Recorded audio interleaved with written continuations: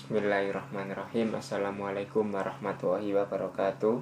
Selamat pagi teman-teman kelas 12 yang kiranya hari ini sedang berbahagia. Kalau tidak sedang bahagia ya harus dibahagiakan, karena dalam pembelajaran atau belajar kita dituntut untuk bahagia supaya bisa mencerna atau memahami materi-materi yang akan dipelajari supaya lebih mudah dipahami dengan baik, maka harus diiringi dengan kebahagiaan yang totalitas. Pada materi kali ini akan kita sampaikan secara online dikarenakan beberapa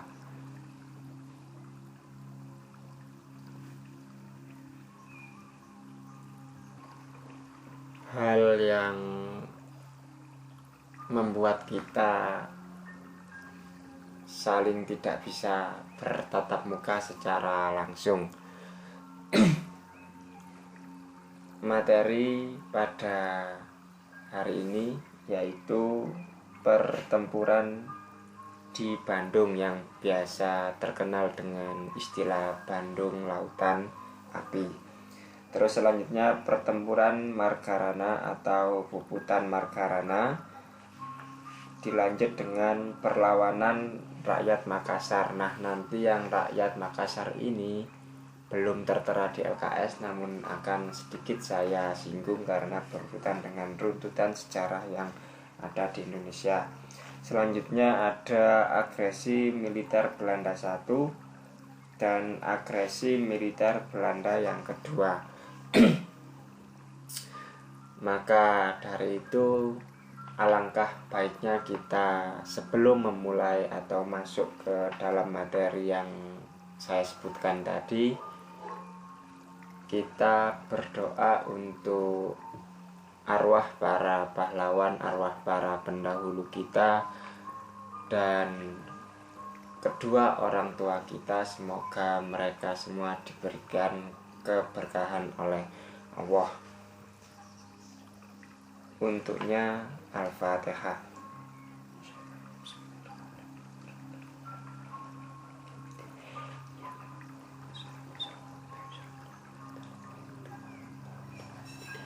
Amin. Selesai. Semoga apa yang kita lantunkan tadi kembali kepada diri kita semua masing-masing.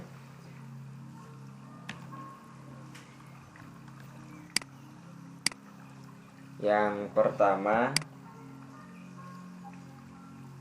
masuk pada Bandung Lautan Api. Nah, sebelum masuk bisa dipersiapkan dulu alat tulis untuk mencatat beberapa poin penting yang nanti akan kita bahas supaya bisa diingat di kemudian hari dan menjadi catatan penting untuk melanggengkan beberapa sejarah yang tidak boleh dilupakan oleh bangsa kita. Salah satunya dengan mencatat.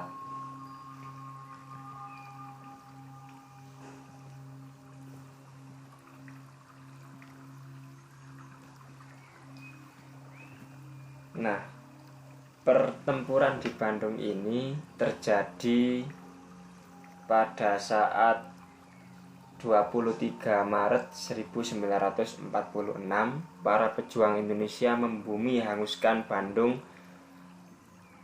bagian selatan untuk mencegah tentara Suku dan Nica menggunakan semua fasilitas sebagai markas strategis militer mereka. Nah, jadi tentara kita menghancurkan Bandung. Untuk menghancurkan mereka pada saat itu diduduki oleh pihak musuh.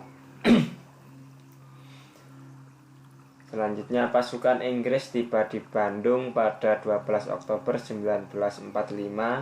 Pada waktu yang bersamaan, TKR dan rakyat Bandung sedang melaksanakan pemindahan kekuasaan serta merebut senjata dan peralatan lain dari tangan tentara Jepang.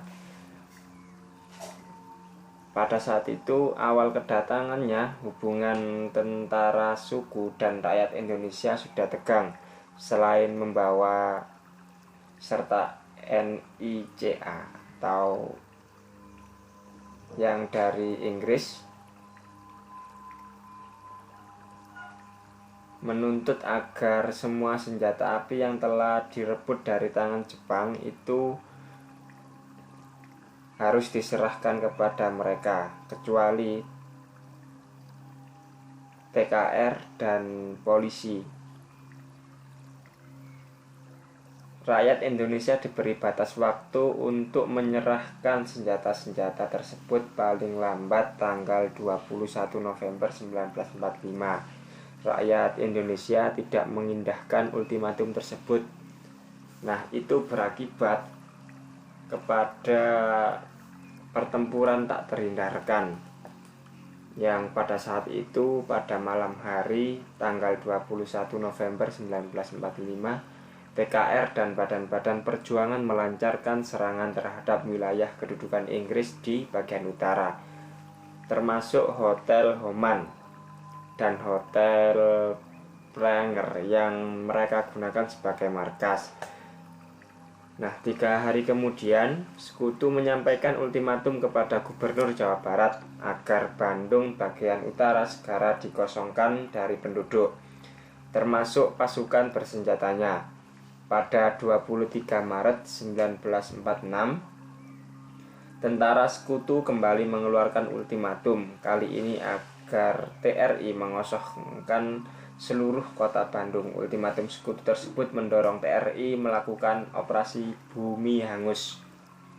Keputusan untuk membumi hanguskan Bandung diambil melalui musyawarah Majelis Persatuan Perjuangan Periangan yang biasa disebut MP3 di hadapan semua kekuatan perjuangan pihak Republik Indonesia. Pada 23 Maret 1946, Kolonel Abdul Haris Nasution selaku Komandan Divisi 3 TRI menggunakan hasil musyawarah tersebut dan memerintahkan evakuasi penduduk kota Bandung.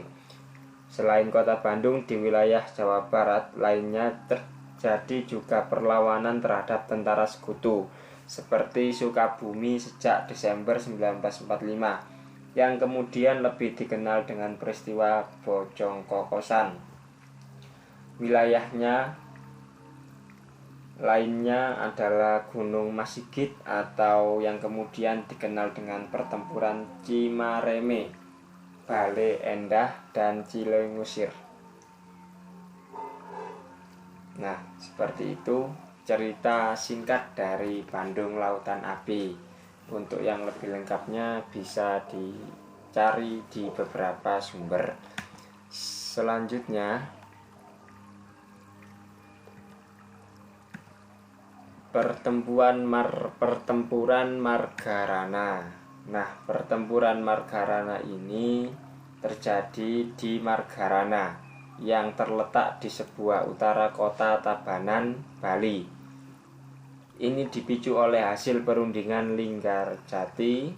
Salah satu butir hasil perundingan tersebut menyatakan bahwa pengakuan secara de facto atas wilayah kekuasaan Indonesia hanya meliputi Jawa, Madura, dan Sumatera.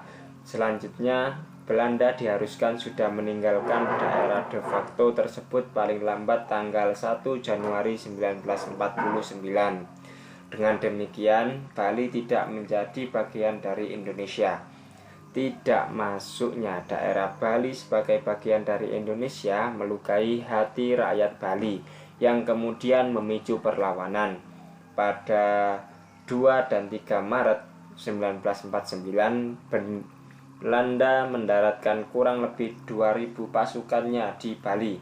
Belanda bermaksud menyatukan Bali dengan wilayah negara Indonesia Timur. NIT lainnya. Pada saat yang sama, Letnan Kolonel I Gusti Ngurah Rai, Komandan Resimen Sunda Kecil, sedang berada di Yogyakarta untuk melakukan konsultasi dengan markas besar TRI. Untuk mencapai maksudnya tersebut, Belanda membujuk Kepala Divisi Sunda Kecil Letkol 1 I Gusti Ngurah Rai agar bersedia diajak bekerja sama membentuk NIT. Namun Letkol I Gusti Ngurah Rai menolak dengan tegas ajakan tersebut.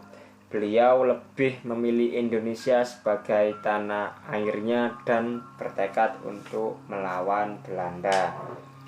Peristiwa Puputan Margarana bermulai dari perintah I Gusti Ngurah Rai kepada pasukannya yang bernama Kyung Wanara untuk melucuti persenjataan polisi yang menduduki kota Tabanan. Perintah yang keluar sekitar pertengahan November 1946 tersebut baru terlaksana 3 hari kemudian, persisnya pada malam tanggal 18 November 1946.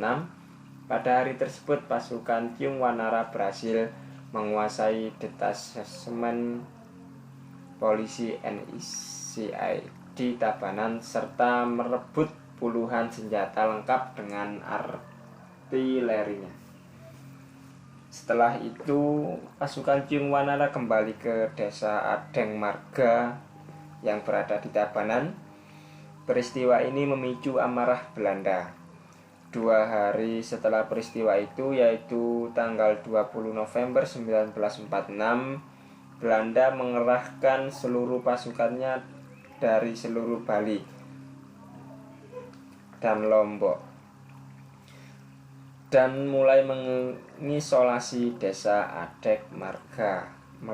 Belanda juga harus mendatangkan bantuan tentara dari Bali dan Lombok ditambah pesawat pengebom dari Makassar untuk menghadapi pasukan Ngurah Rai. Nah, berarti termasuk pasukannya Kyung Wanara ini terbilang atau tergolong sangat hebat karena membuat Belanda harus mendatangkan bantuan dan dibuat kocar-kacir oleh pasukannya Kyung Wanara yang sangat hebat atau yang heroik pada saat itu. Sekitar pukul 9 dan 10 waktu Indonesia Tengah, pasukan Kyung Wanara menyadari bahwa mereka dalam posisi terkepung oleh serdadu Belanda. Mereka memilih bertahan dan aksi tembak-menembak tak terelakkan pada saat itu. Perang di Margarana dikenal dengan istilah Perang Puputan, yaitu perang yang dilakukan sampai titik darah penghabisan. Kata puputan yang dari tadi saya sebut memiliki makna moral karena dalam ajakan agama Hindu, kematian seorang prajurit dalam kondisi seperti itu akan menjadi sebuah kehormatan bagi keluarganya. Setelah bertempur dengan semangat pantang menyerah sampai titik darah penghabisan, Ngurah Rai dan 96 anggota pasukannya gugur di pihak Sekutu. Pasukannya gugur dan di pihak Sekutu kurang lebih 400 orang tewas. Nah, berarti selisih jauh dari kita. Untuk mengenang peristiwa tersebut, kini pada bekas arena pertempuran didirikan Tugu Pahlawan Taman Pujaan Bangsa. Sementara itu, setiap tanggal 20 November juga diperingati sebagai Hari Puputan Margarana. Nah, ini yang belum tertera di LKS, ada perlawanan rakyat Makassar. Gubernur Sulawesi Dr. Samratulangi membentuk Pusat Pemuda Nasional Indonesia yang disingkat PPNI dengan ketua Manai Sopiaan. Organisasi ini merupakan wadah untuk menampung aspirasi masyarakat. Salah satu fokus kampanye serta gerakan organisasi ini adalah menentang pembentukan negara Indonesia Timur oleh Belanda. Jadi tujuan gerakan ini adalah menentang pembentukan negara Indonesia Timur oleh Belanda.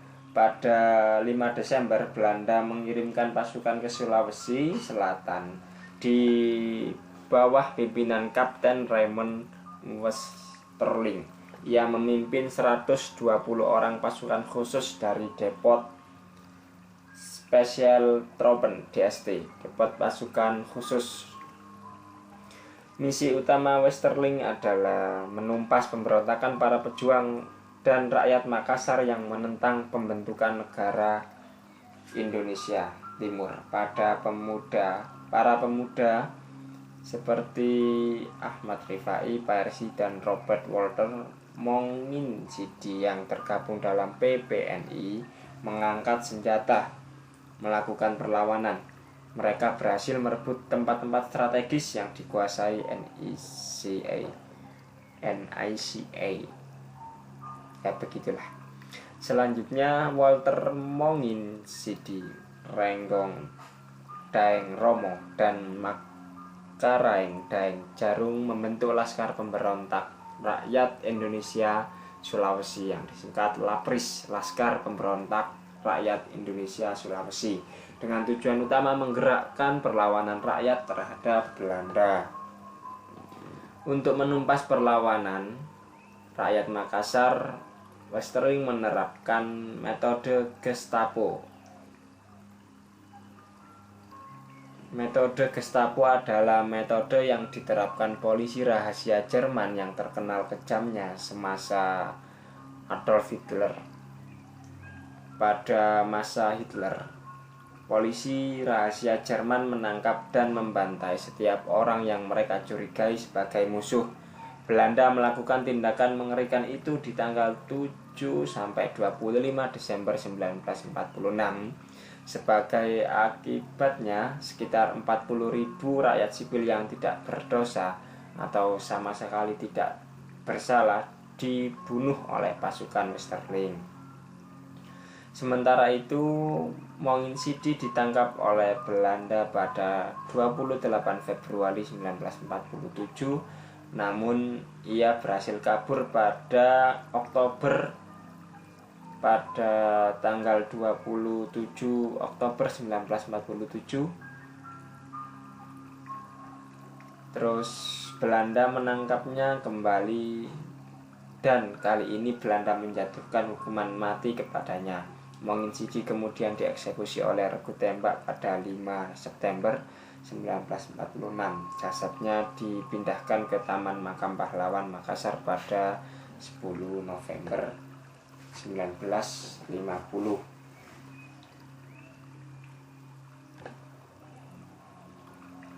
Selanjutnya, agresi militer Belanda I yang terjadi pada tahun 1947.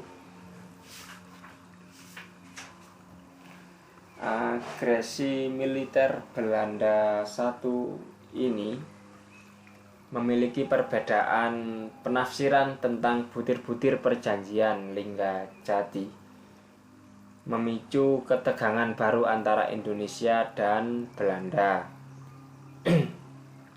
Pada 15 Juli 1947,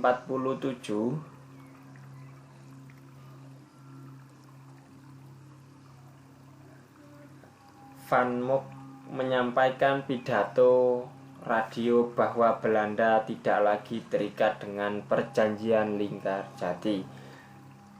Selanjutnya Belanda melancarkan serangan terhadap wilayah-wilayah yang dikuasai Indonesia.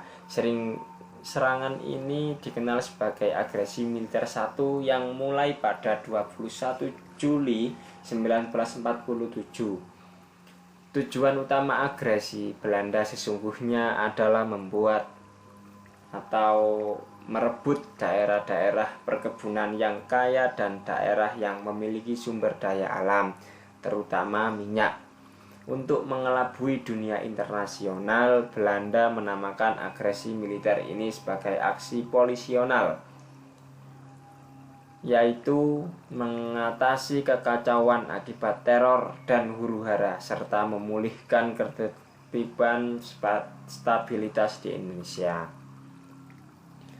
Maka dalam propaganda Belanda, rakyat Indonesia yang melakukan perlawanan dianggap sebagai kelompok pengacau dan pengganggu stabilitas. Selanjutnya, tentara Belanda juga memfokuskan serangan pada 3 tempat. Yang pertama berada di Sumatera Timur, yang kedua di Jawa Tengah, dan yang ketiga di Jawa Timur. Nah, di Sumatera Timur sasaran mereka adalah daerah perkebunan tembakau. Di Jawa Tengah mereka menguasai seluruh pantai utara, dan di Jawa Timur sasaran utamanya adalah wilayah-wilayah yang terdapat perkebunan tebu dan pabrik gula.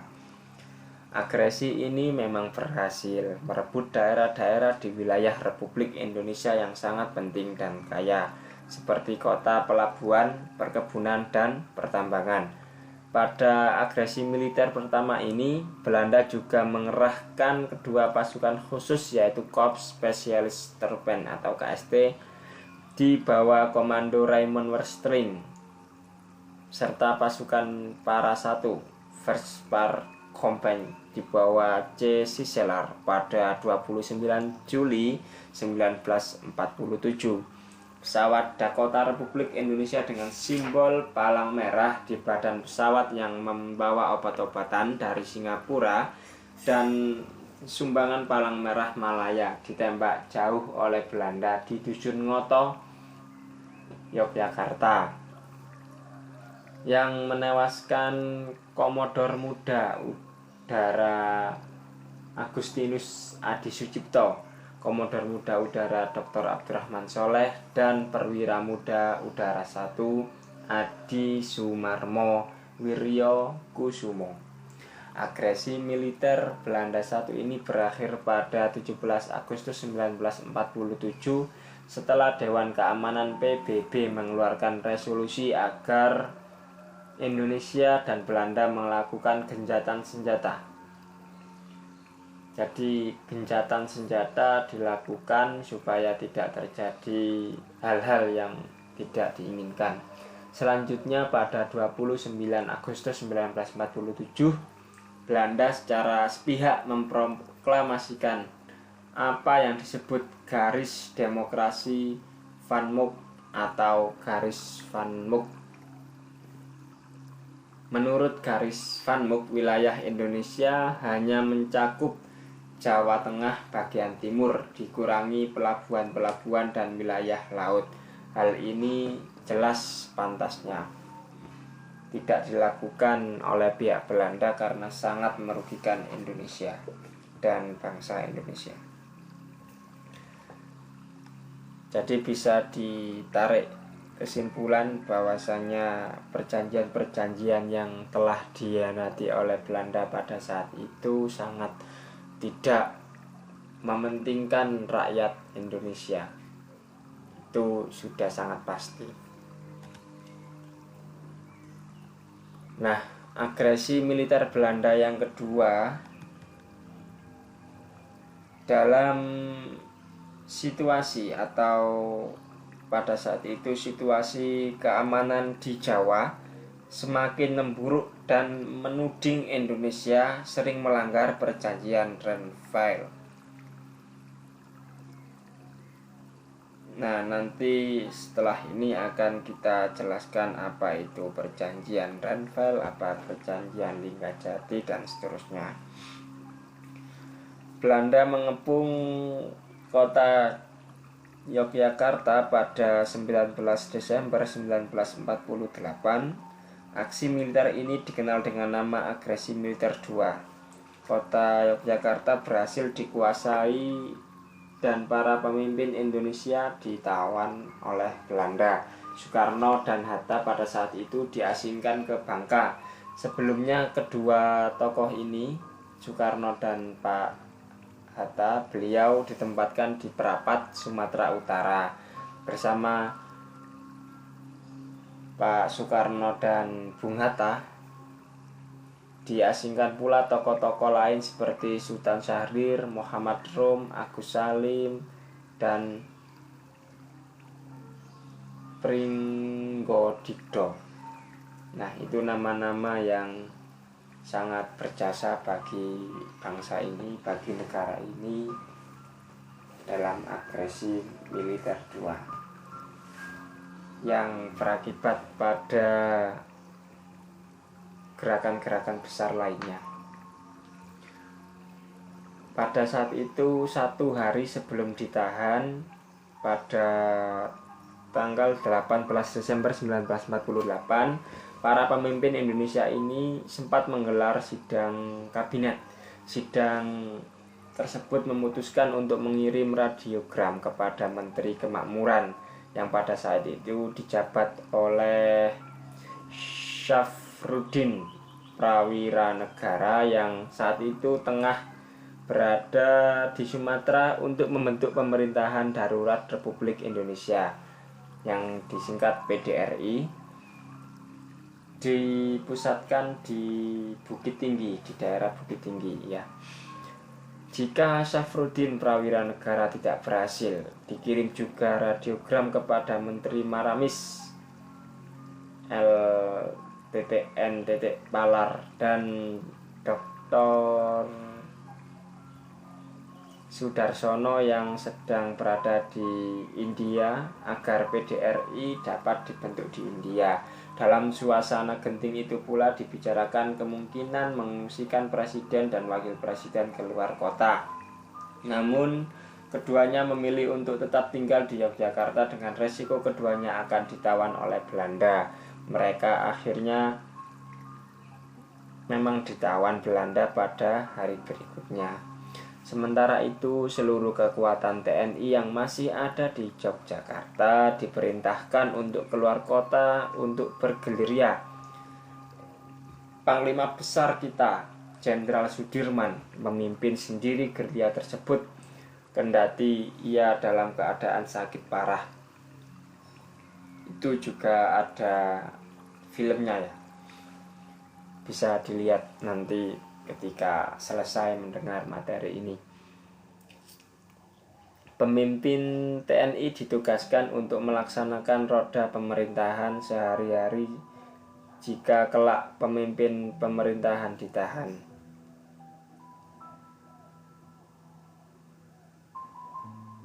Maka ketika Belanda menduduki Yogyakarta dan menawan para pemimpin pemerintahan, para menteri dan anggota KNIP tidak merasa khawatir.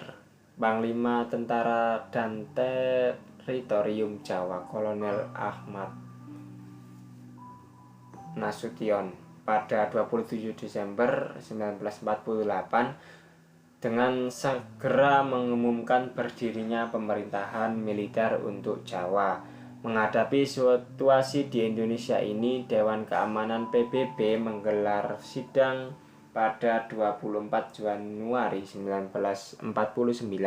Dalam sidang tersebut dihasilkan sebuah resolusi yang salah satu isinya adalah memerintahkan Belanda menghentikan semua kegiatan operasi militernya dan Indonesia harus menghentikan aktivitas gerilyanya.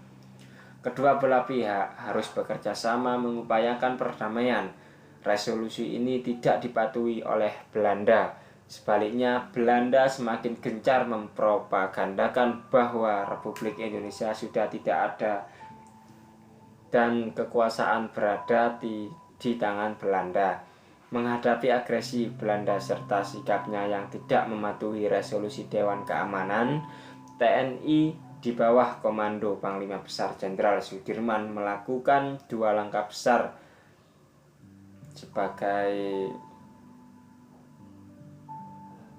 yang pertama, terus melancarkan serangan gerilya ke wilayah-wilayah yang dikuasai Belanda, termasuk melakukan tindakan sabotase seperti memutus jaringan telepon, merusak rel kereta api, serta menyerang konvoi-konvoi Belanda.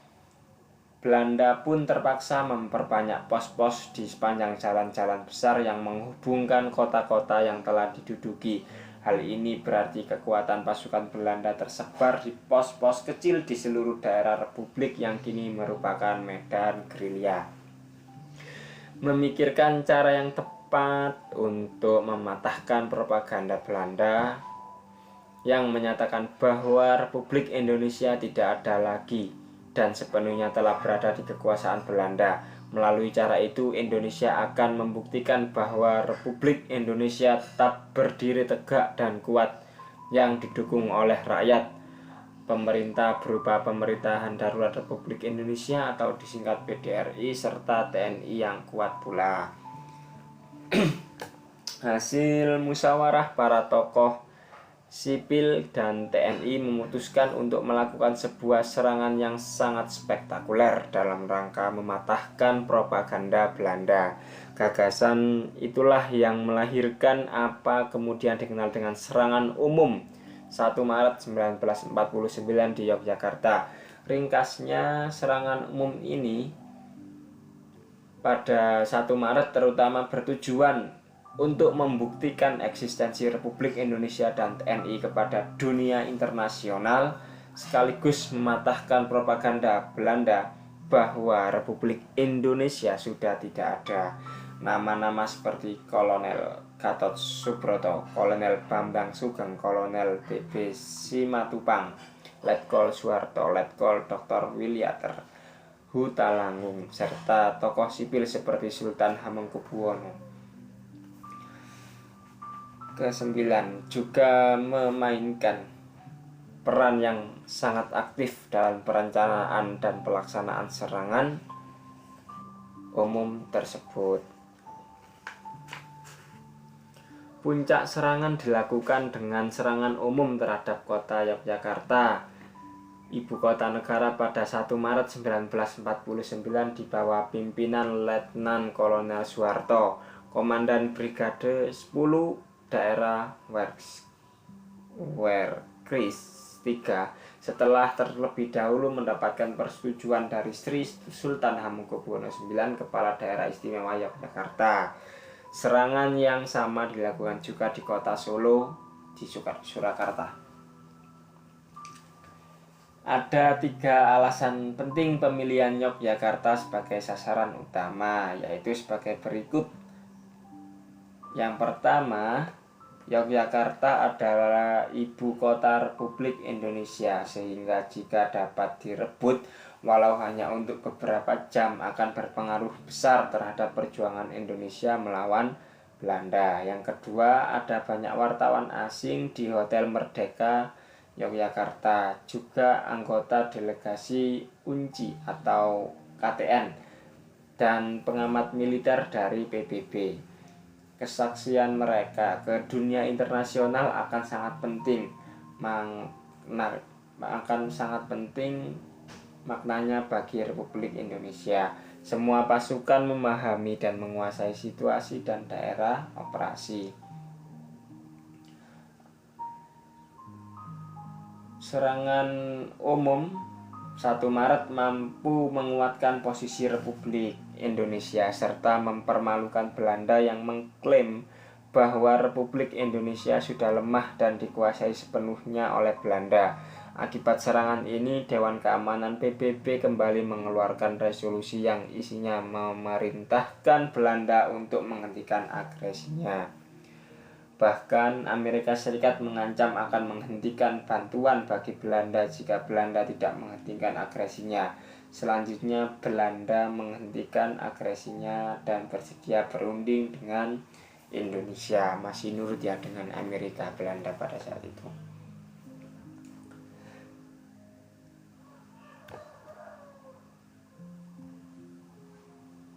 Kadang kita terlalu sibuk memikirkan kesulitan hingga kita tidak punya waktu untuk mensyukuri nikmat Tuhan. Itu kata Jenderal Sudirman.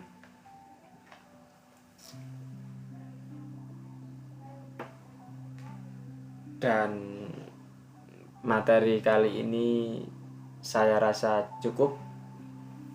apabila ada pertanyaan nanti kita diskusikan. Ya, bagaimana lagi diskusinya melalui tulis-tulisan tangan kalian, tulis-tulisan ketikan WA kalian, tulis-tulisan ketikan di Google Form maupun di media yang lain.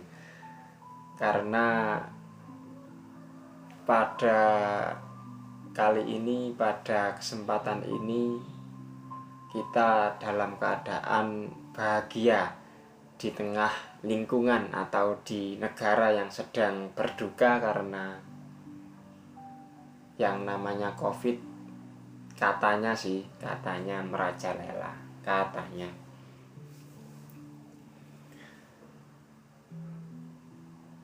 Oke, yang benar datangnya dari Allah, yang salah datangnya dari setan melalui saya. Ihdinas syiratal mustaqim. Wassalamualaikum warahmatullahi wabarakatuh. Semoga kita semua sehat selalu. Amin.